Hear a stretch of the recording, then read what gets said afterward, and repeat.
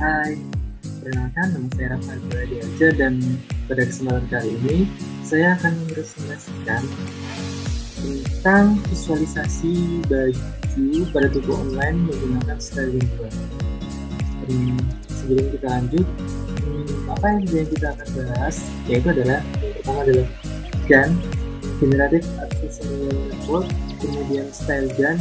Style GAN ini yang akan digunakan untuk memvisualisasi baju pada toko online tersebut, dan juga alasan mengapa saya mengangkat topik ini dan kemudian saya jadikan artikel yang digunakan untuk tugas dosen.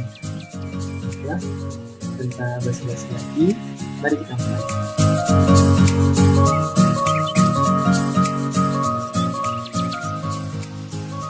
Baiklah, pertama jadi apa alasan saya membuat visualisasi baju pada toko online ini? Ya, sebenarnya tidak lama-lama ini banyak kejadian atau kasus tentang belanja online yang cukup menarik di kalangan masyarakat. Ya, seperti contohnya kemarin ini ada ibu-ibu yang marah karena barang belanjaannya tidak sesuai, dan sayangnya bukan malah menyalahkan si penjual ini atau pelapak, ibu ini malah menyalahkan kurir ini. Ini sebenarnya salah kaprah.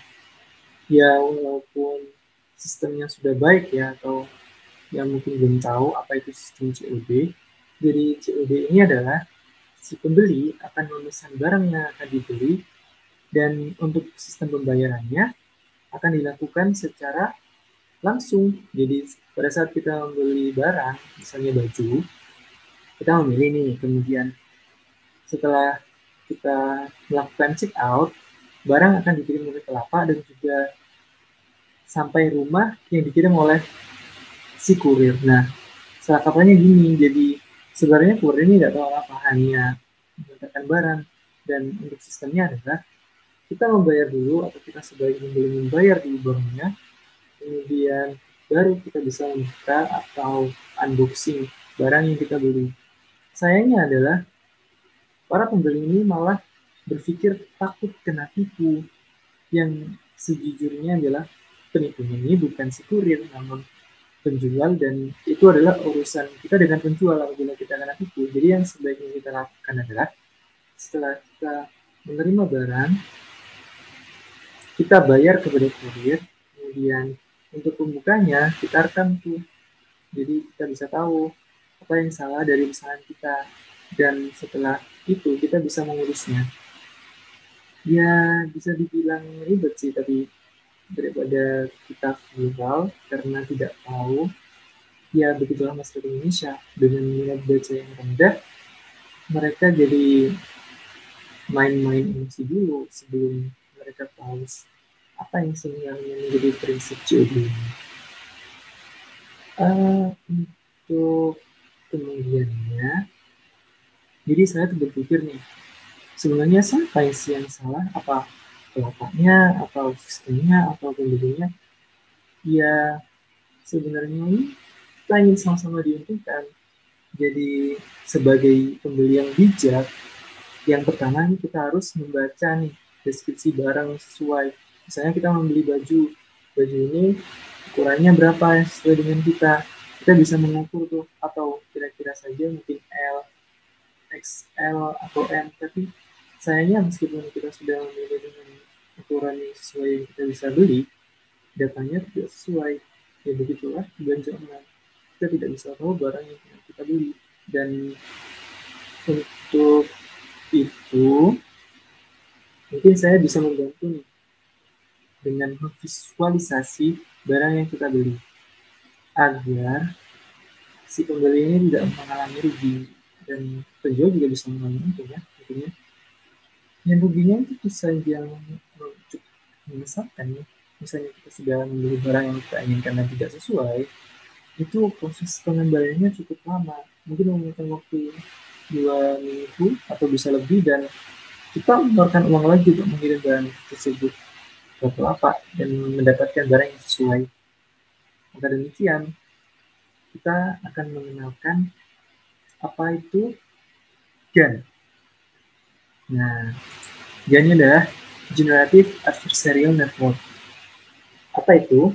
Itu adalah sebuah arsitektur jaringan saraf tiruan, yaitu tujuannya untuk membangkitkan data yang benar-benar baru. Ya, seperti apa ya? Jadi gini, itu adalah sebuah kecerdasan buatan yang membuat gambar baru berdasarkan generator yang sudah ada.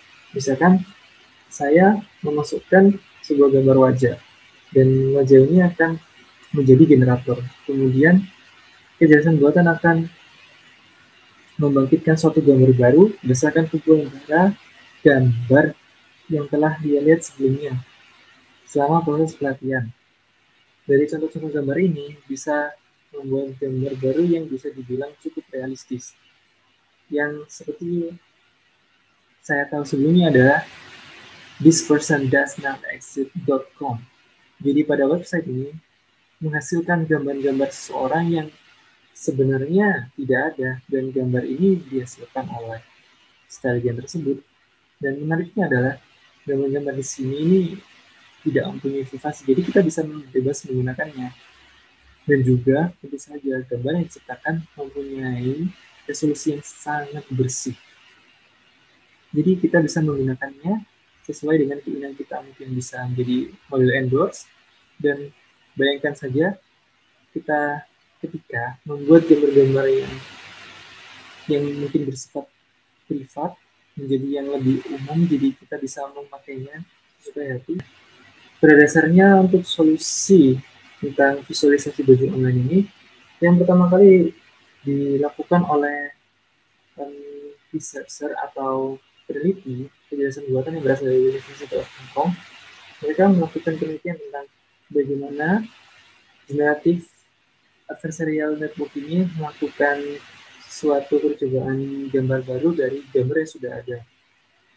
Dengan melakukan percobaan ini, mereka melihat data-data dari gambar yang diinginkan, kemudian gambar dasar dan juga gambar yang dihasilkan. Dari tiga data tersebut bisa dihasilkan gambar-gambar yang sesuai dengan apa yang diinginkan. Misalnya ini, gambar-gambar objek dua dimensi baju yang awalnya seperti demikian dan bisa benar-benar menyerupai bagian dari baju tersebut. Tidak hanya itu, dari yang bentuknya dari berbagai macam arah bisa divisualisasi dengan baik. Kemudian bagaimana ketika objek ini mempunyai lengan pendek sedangkan gambar awal mempunyai lengan panjang, itu juga bisa diatur oleh style ini. Mempunyai visualisasi yang sangat baik tentunya.